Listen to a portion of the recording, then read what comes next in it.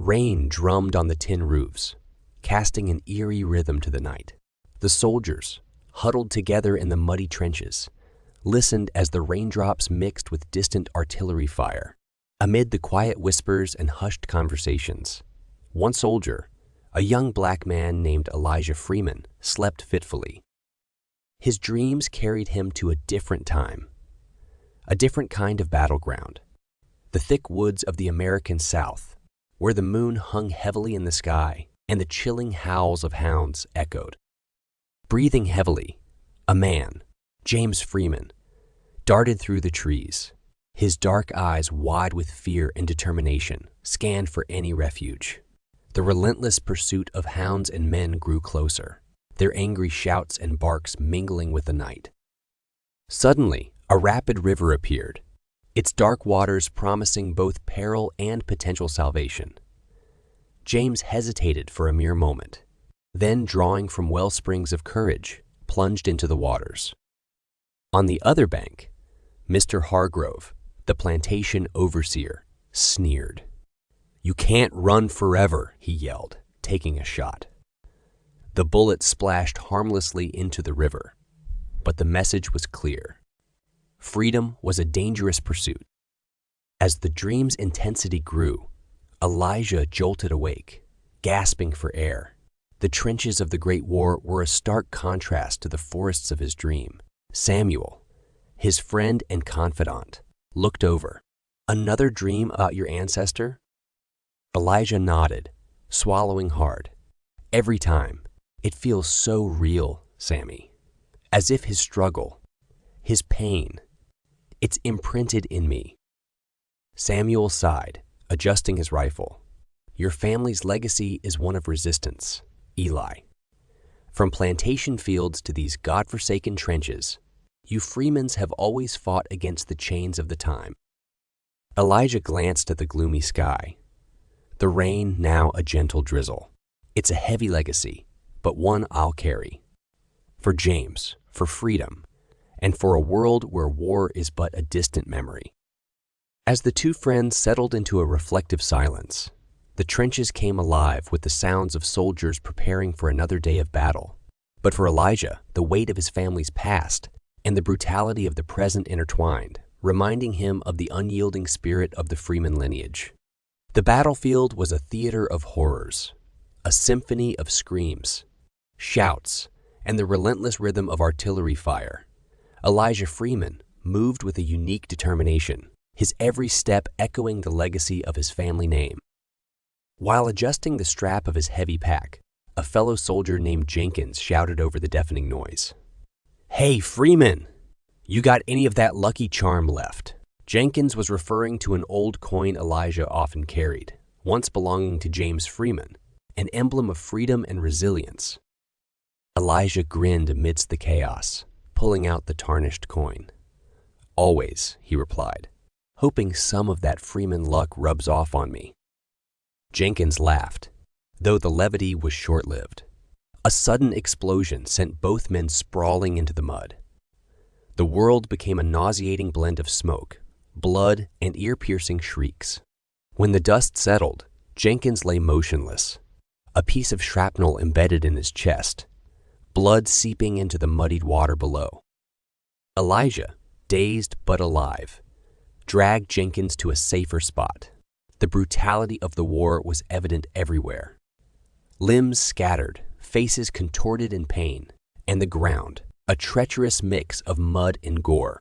The scenes were the visceral embodiment of hell. Later that evening, when the firing subsided, Elijah sat with a group of soldiers around a dimly lit lantern. The topic of family and ancestry came up. One soldier, Michael, with a distant look in his eyes, mentioned, "Heard you're one of the Freemans. The runaway hero's blood runs in your veins, huh?" Elijah looked into the flickering flame, the weight of his lineage heavy on his shoulders. James Freeman fought for his freedom against chains and whips. We're here, fighting against guns and gas. Different times, same fight. A younger soldier, Timothy, chimed in. "Must be something. Carrying such a name. A beacon of hope. But also a burden, I'd imagine." Elijah sighed. Being a free man means you're never truly free from the past. There's pride, but also a haunting. Every battle I fight, every decision I make, I wonder if I'm living up to that name. Timothy nodded. I've seen how some of the officers look at you, expecting more, expecting greatness. But remember, you're your own man, not just a shadow of your ancestor. Elijah smiled. Thanks, Tim. But shadows or not, I carry the name with me on this battlefield and beyond.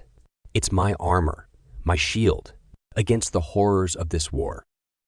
As the night deepened and conversations dwindled, Elijah lay back, staring at the starry sky. The legacy of James Freeman wasn't just a tale of the past. It was an ever-present force, guiding and shaping him amidst the gruesome reality of the present. Elijah sat at a corner table of Martha's Cafe, a quaint, dimly lit spot in Harlem, sipping his coffee and watching the world go by outside the window. The afternoon sun filtered through, casting patterns of golden light and shadow on the old wooden floor. The room was filled with the soft murmur of conversations. But one topic in particular seemed to dominate the room, whispers of a war brewing across the Atlantic. Henry, a boisterous man with a booming voice, held court at a larger table, his audience hanging on every word. War's coming. Gentlemen, he proclaimed, waving a newspaper in the air.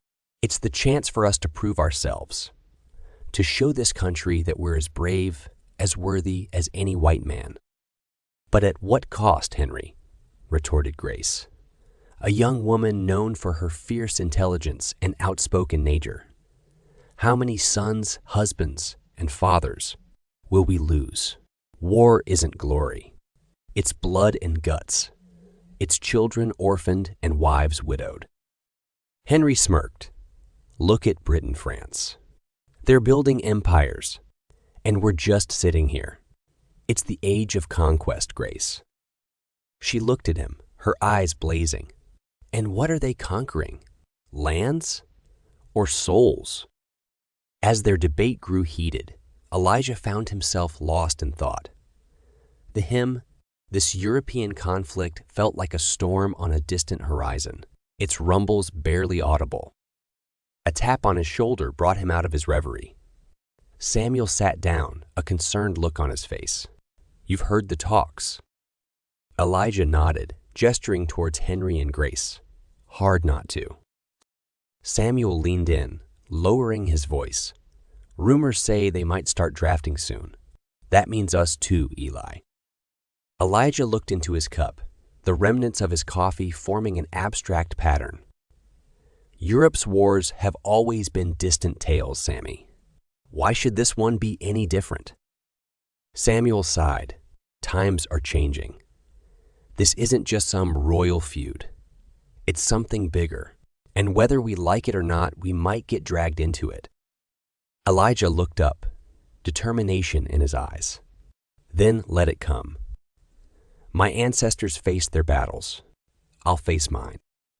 But as he left the cafe later that day, the weight of the world seemed a little heavier on his shoulders. The whispers of war, which once seemed like inconsequential murmurs, now echoed ominously in his mind.